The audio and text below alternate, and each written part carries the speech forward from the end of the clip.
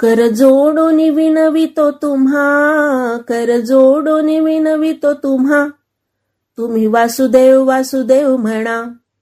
नका गुंतू विषय कामा, तुम्ही आठवा मधुसूदना, तुम्ही वासुदेव वासुदेव म्हणा.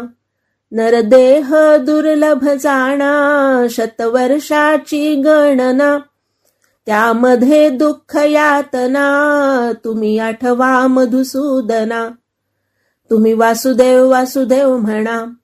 न लगे तीर्थांचे भ्रमण, न लगे दंडन मुंडन, न लगे पंचाग्ने साधन, तुम्ही आठवा मधुसूदन, तुम्ही वासुदेव वासुदेव म्हणा. हेची माझी विनवणी, जोडितो कर दोन्ही, शरण एका जनार्दनी, तुम्ही वासुदेव म्हणा अनुदिनी, तुम्ही वासुदेव वासुदेव म्हणा. वासुदेवाला दान पावलं, वासुदेवाला दान पावलं.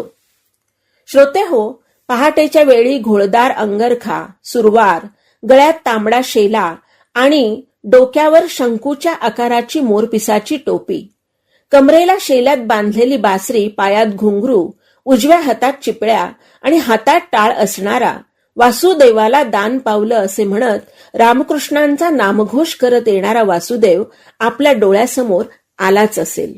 नाथांचा हा वासुदेव स्वतः सद्गुरूंची कृपा प्राप्त झालेला भक्ती मार्गाचा साधक आहे. या वासुदेवाच्या रूपकाने हा नरदेह प्राप्त होणे फार कठीण असून तो प्राप्त झाला असता विषय वासनेमध्ये गुंतून न राहता तो हरिभक्तीकडे लावावा असा उपदेश संत एकनाथ महाराज लोकांना करीत आहेत. देवाने ज्यावेळी ही सृष्टी निर्माण केली तेव्हा पशुपक्षादी सजीव निर्माण करून त्याचे समाधान झाले नाही.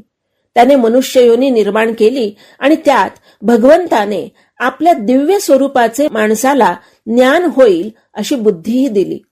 परंतु मनुष्य त्या जीवनाचे हे मर्म विसरून विषय वासनेतच गुंतला.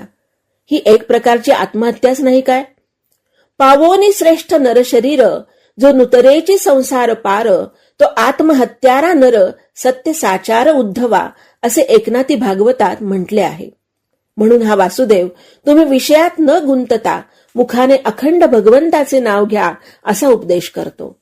ज्ञानेश्वर महाराजही नरदेह प्राप्ती दुर्लभ आहे हे सांगताना म्हणतात, 84 लक्ष योनी क्रमुनी सायासी नरदेहा, ऐसे भांडवल पावलासी, जतन करी रे गव्हारा, न भजया संसारा असे सांगतात.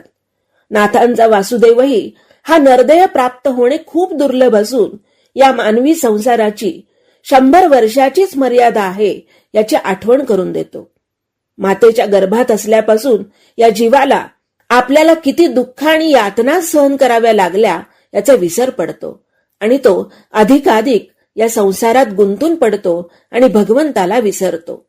संसारातील या सर्व तापत्रयाचा विसर पडण्यासाठी भगवंताचे नामस्मरण हाच उपाय आहे असे हा वासुदेव निक्षून सांगतो. श्रोते हो, भगवंताची प्राप्ती करून घेण्यासाठी अनेक लोक वेगवेगळ्या साधनांचा अवलंब करतात. कोणी तीर्थयात्रेस जातात, तर कोणी उपासतापास करून शरीराला कष्टवितात, तर कोणी मुंडन करून संन्यास घेतात. या सर्व उपायांची मुळीच गरज नाही, कारण जोपर्यंत हे मन भगवत चरणी लीन होत नाही तोपर्यंत ही सर्व साधने फोलच ठरतात. हरिनामाचे सतत स्मरण ज्याला साध्य झाले त्याला कोठेही न जाता, शरीराला न कष्टविता भगवंताची प्राप्ती सहज होऊ शकते असे सर्वच संतांनी पूर्ण विश्वासाने आणि स्वानुभवाने ठासून सांगितले आहे. म्हणून नाथांचा हा वासुदेव शेवटी आपल्या सद्गुरूंना शरण जाऊन प्रतिक्षणी प्रतिदिनी तुम्ही वासुदेव वासुदेव असा भगवंत नामाचा जप करा, तरच तुम्ही हा भवसागर तरून जाल असा कळकळीने उपदेश करतो. अर्थात हात जोडून विनवितो तुम्हा, हात जोडून विनवितो तुम्हा, तुम्ही वासुदेव वासुदेव म्हणा, तुम्ही वासुदेव वासुदेव म्हणा. वासुदेवाला दान पावलं, वासुदेवाला दान पावलं.